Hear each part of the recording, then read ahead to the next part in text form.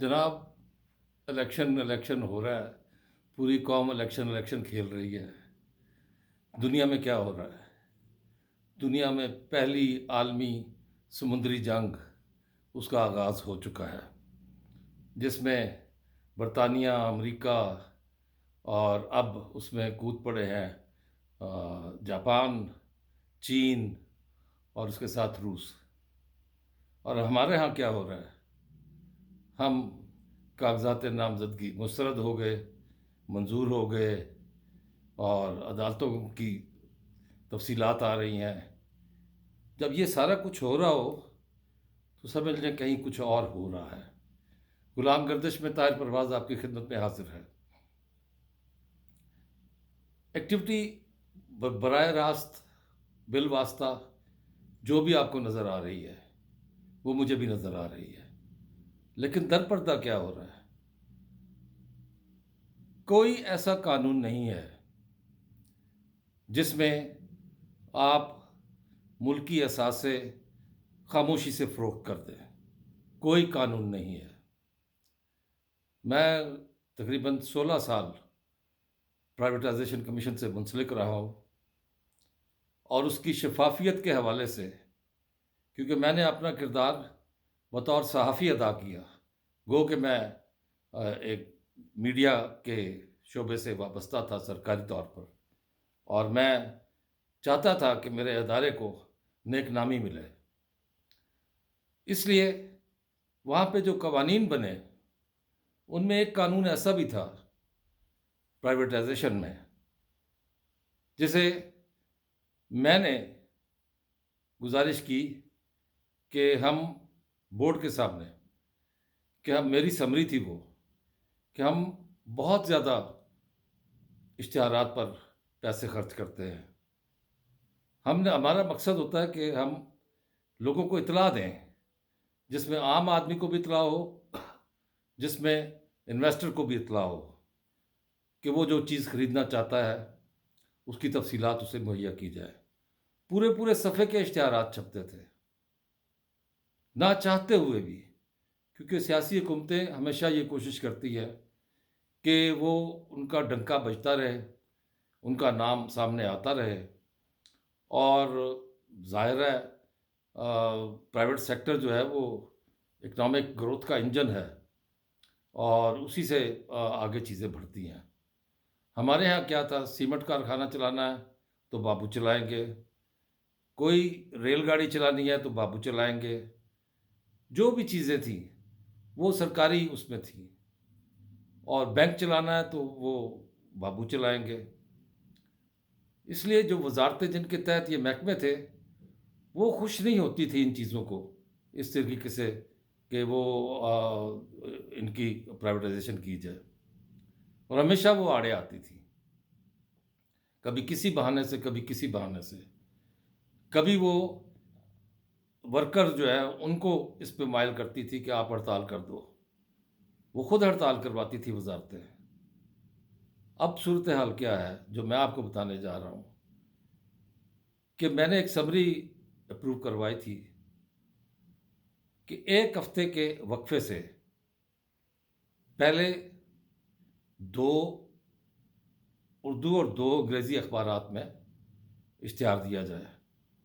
फिर एक हफ्ते के बाद वही इश्तिहार मुख्तलिफ दो उर्दू और दो इंग्लिश अखबारात में दिया जाए, ताकि ये पैगाम आम हो जाए। फिर इसकी तशहीर इलेक्ट्रॉनिक मीडिया पे भी की जाती थी, जिसके लिए कोई पैसे नहीं लगते थे। अखबारात में भी खबरें छपती थी, जिसके लिए कोई पैसे नहीं लगते थे, और वसी तौर पर तशहीर होती थी। और इस इश्तिहार का साइज़ सफ़े का नहीं होता था। मैंने समरी में कहा था कि ये 60 सेंटीमीटर से ज़्यादा ना हो, और वो समरी अप्रूव हुई, जिससे हमारे अखराजात कम हुए। और 20 बाय 3, 3 कॉलम और 20 सेंटीमीटर का ये इश्तिहार होता था। अब एक चीज़ आप देखें, बहुत ज़ोर शोर से निगरान हुकूमत ने, अब निगरान हुकूमत का मैंडेट है या नहीं, लेकिन उन्होंने बहुत ज़ोर शोर से इसमें एक चीज़ की कि ये भी प्राइवेटाइज कर दो, ये भी प्राइवेटाइज कर दो। और रूजवेल्ट होटल तक की बात हुई। और फिर अब जो सरेदस्त जो चीज़ चल रही है वो है पाकिस्तान इंटरनेशनल एयरलाइन, परचम बरदार, पाकिस्तान की कौमी परचम बरदार एयरलाइन। अब एयरलाइन का सिलसिला आप सुन लीजिए। एक वक्त था कि जब आप जाते थे आपको बहुत खुश अखलाकी से मिलते थे, आपको वेलकम करते थे, आपको फैसिलिटेट करते थे। अगर सीट नहीं है तो आपको बिठा लेते थे और कहते थे कि उनकी कोशिश होती थी, मार्केटिंग का ये स्टाइल था कि ये मुसाफिर किसी और जगह ना चला जाए या इसको परेशानी ना हो। अब तो खैर दूसरी एयरलाइन भी आ गई हैं प्राइवेट बहुत पाकिस्तान में। फिर इस दौरान सफ़र अगर आप लाहौर पेशावर जा रहे हैं तो सबसे पहले आपको स्वीट्स कैंडीज़ दी जाती थी, फिर कुछ स्नैक्स दिए जाते थे। ये छोटा सफ़र है। और फिर उसके बाद आपको कोई जूस वगैरह दे दिया जाता था। और कराची जाना होता था तो वो तो आपको खुद समझ लीजिए कि बहुत ज़्यादा तवाज़ो की जाती थी। बाकमाल लोग, लाजवाब परवाज़। लेकिन ये लाजवाब परवाज़ तो नहीं रही, बाकमाल लोग रह गए। पीआईए की प्राइवेटाइजेशन हो रही है, आपको पता है? कोई खबर आप तक पहुंची है? प्राइवेटाइजेशन का एक बोर्ड है, वो बोर्ड जो चीज़ रिकमेंड करता है वो कैबिनेट कमेटी ऑन प्राइवेटाइजेशन में जाती है, फिर उसकी खबर आती है। लेकिन पीआईए की कोई खबर नहीं आ रही। इसमें मुझे थोड़ा सा हुआ है ऐसा सिलसिला, तो कुछ साफ़ी दोस्तों से मेरी बात हुई और साफ़ी दोस्तों ने बताया कि इसका तो कोई इश्तिहार ही नहीं आया। पहले सबसे इजहार दिलचस्पी मांगा जाता है, एक्सप्रेशन ऑफ इंटरेस्ट। अब एक्सप्रेशन ऑफ इंटरेस्ट ऐसी चीज़ है कि जिसमें जो कंपनियां होती हैं दिलचस्पी रखने वाली, वो इजहार करती हैं, साथ कोई अपनी वो प्रोसेसिंग फ़ीस भी देती हैं जो नॉन रिफंडेबल होती है। उससे प्राइवेटाइजेशन अपने कुछ अखराजात पर काबू पाता है। अब एक्सप्रेशन ऑफ इंटरेस्ट तो आया कोई नहीं।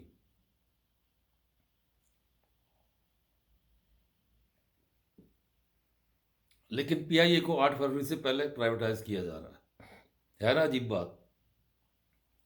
8 फरवरी से पहले पाकिस्तान इंटरनेशनल एयरलाइन, कौमी एयरलाइन, पाकिस्तान की परचम बरदार एयरलाइन, उसको प्राइवेटाइज किया जा रहा है। ज़रूर करें, मैं इसके हक में हूँ। जितने अदारे हैं सरकारी, ये सरकार में रहने के लिए नहीं है, इनको प्राइवेटाइज होना चाहिए। हमारे ज़माने में तमाम बैंक हुए स्वाय नेशनल बैंक के, ओजीडीसी के शेयर ऑफलोड किए गए, पीटीसीएल सबसे बड़ी बिग टिकट आइटम वो हमने फ़रोग की, फर्टिलाइज़र कंपनियां फ़रोग की, सीमेंट कंपनियां फ़रोग की। ये सारे सरकार के उसमें चल रहे थे। और अब पीआईए आप बेचने जा रहे हैं, कोई इश्तिहार नहीं छपा। पीआईए आप बेचने जा रहे हैं और कोई इश्तिहार नहीं छपा जिसमें इज़हार दिलचस्पी के उनसे नोटिस जो है वो दिया जाए उनको और वो इज़हार दिलचस्पी करें, वो नहीं आया। अब इसमें हुआ ये है कि एक नई चीज़, नई तरह कि गवर्नमेंट टू गवर्नमेंट ट्रांजैक्शन। मैं वाज़ेह कर दूं कि प्राइवेटाइजेशन कमीशन के कानून में गवर्नमेंट टू गवर्नमेंट जो प्राइवेटाइजेशन है उसकी कोई गुंजाइश नहीं है, कोई कानून नहीं है गवर्नमेंट टू गवर्नमेंट। क्यों? ये इसलिए कि इससे पहले कभी ऐसा हुआ ही नहीं है। और अगर ऐसा करना ज़रूरी है, ज़रूर कीजिए, लेकिन पहले कवानीन में तरमीम कीजिए। कवानीन में तरमीम करेंगे तो फिर आप बेच सकेंगे। मैं तो कहता हूँ पीआईए आपको औने पौने बेचनी पड़ती है, बेच दो। हम कहते हैं कि जी हमारे कौमी एहसास से औने पौने उस पर फ़रोग किए जा रहे हैं। भाई ये औने पौने आपको जो बोने बोने बना रहे हैं मईशत के हवाले से, आपको अंदर से खा रहे हैं। ये खुद कोई कमाई नहीं करते, गवर्नमेंट से ग्रांट लेते हैं या कर्जा लेते हैं। ये वही पीआई है जो पीएसओ की नादहिंदा है। जब पीएसओ ने इनको फ्यूल देना बंद कर दिया तो सारे जहाज़ ग्राउंड हो गए थे। ऐसी कंपनी को हम लेके चल सकते हैं? कतई नहीं। और स्टॉक मार्केट में इसका क्या हाल है वो मुझसे ना पूछे, आप खुद देख लें कि पीआईए कहाँ खड़ी है। अब होता यह है कि जब आप गवर्नमेंट टू गवर्नमेंट करते हैं तो उसमें यहाँ पे कुछ लोग रास्ता ढूंढते हैं। उनमें एक बहुत बड़े बैंक के सरमायाकार हैं, पंजाब से उनका ताल्लुक़ है, मैं उनका नाम नहीं लूँगा। वो किसी फार ईस्टर्न कंपनी एयरलाइन के साथ मुआहदा करने की कोशिश कर रहे थे। एक और साहब हैं, वो चीन से खरीदो फरोख्त की बात कर रहे हैं। तो ये चीज़ें ज़रूर करें, पहले कानून बना लें। अगर कानून नहीं होगा तो ये सब गैर कानूनी होगा, और गैर कानूनी तरीके से फ़रोख्त करने वाली चीज़ों के बारे में बातें जब पिछले दिनों पिछले जो मैंने तो काम किया है सैयद नवीद कमर के साथ, ख्वाजा आसिफ के साथ, सेनेटर वक़ार अहमद ख़ान के साथ, और एम सलीम एक निजी सरमायाकार हैं। ये वज़रा रहे हैं प्राइवेटाइजेशन के। इनमें से नवीद कमर और ख्वाजा आसिफ को जेल भुगतनी पड़ी बग़ैर किसी इल्ज़ाम के। इल्ज़ाम लगा दिया, साबित नहीं हुआ, 2-2 साल जेल में पड़े रहे। तो अगर अब कोई गैर कानूनी काम करेगा तो क्या वो बच पाएगा? मैं इसलिए बाखबर कर रहा हूँ प्राइवेटाइजेशन के वज़ीर समेत तमाम एहलकारों को कि देखिए, कानून के मुताबिक चलें और कानून के मुताबिक सारा कुछ करें। होता यह है कि कुछ इंटरेस्टेड कंपनियों को पीआईए का डाटा सारा मुहैया कर दिया गया। जब आप डाटा मुहैया करते हैं ना, तो उसमें उनको उनको अंडरस्टैंडिंग ऑफ